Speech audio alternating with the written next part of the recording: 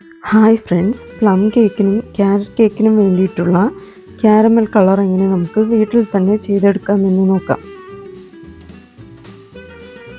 ഇതിനായിട്ട് ചുവട് കട്ടിയുള്ളൊരു പാത്രം അടുപ്പത്ത് വെച്ചിട്ടുണ്ട്. ഇതിലേക്ക് 1/2 കപ്പ് ഷുഗർ ഒന്ന് ക്യാരമൽ ചെയ്തെടുക്കാം. ഷുഗർ ഇപ്പം ചെറുതായിട്ടൊന്ന് ക്യാരമലായി വന്നിട്ടുണ്ട്. ഈ ക്യാരമൽ നമ്മൾ നോർമൽ ബട്ടർ സ്കോച്ച് കേക്കിനൊന്നും എടുക്കുന്ന രീതിക്കല്ല, കുറച്ചുകൂടെ നല്ലൊരു ബ്ലാക്ക് കളറിലോട്ട് വേണം ക്യാരമൽ ചെയ്തെടുക്കാൻ വേണ്ടിയിട്ട്. ഫസ്റ്റ് സ്റ്റേജിൽ ഇങ്ങനെ നന്നായിട്ട് പത വരും, അത് കഴിയുമ്പോൾ ഒരു ബ്ലാക്ക് കളറിലോട്ട് പോവും. ആ സമയത്ത് ഒരു 1/2 കപ്പ് വെള്ളം നന്നായിട്ട് തിളപ്പിച്ചത് ഇതിലോട്ട് ചേർത്ത് കൊടുക്കാം.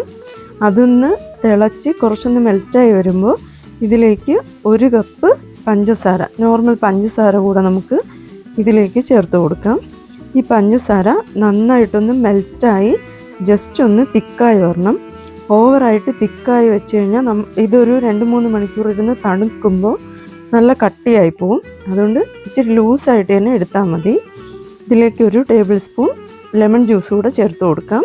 ഇത് നന്നായിട്ടൊന്ന് മിക്സ് ചെയ്ത് നമുക്ക് ഫ്ലെയിം ഓഫ് ചെയ്യാം.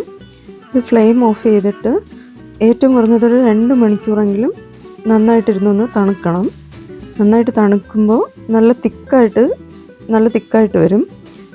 ഇത് നമുക്ക് ചില്ലിൻ്റെ ഒരു ബോട്ടിലിൽ അടച്ച് സൂക്ഷിക്കാം. പുറത്ത് വേണമെങ്കിൽ അങ്ങനെ സൂക്ഷിക്കാം, ഇല്ല ഫ്രിഡ്ജിലാണെങ്കിലും അങ്ങനെ സൂക്ഷിക്കാം. 1 കിലോ കേക്കിന് 1 ടേബിൾ സ്പൂണോ 2 ടേബിൾ സ്പൂണോ ചേർത്താൽ മതി.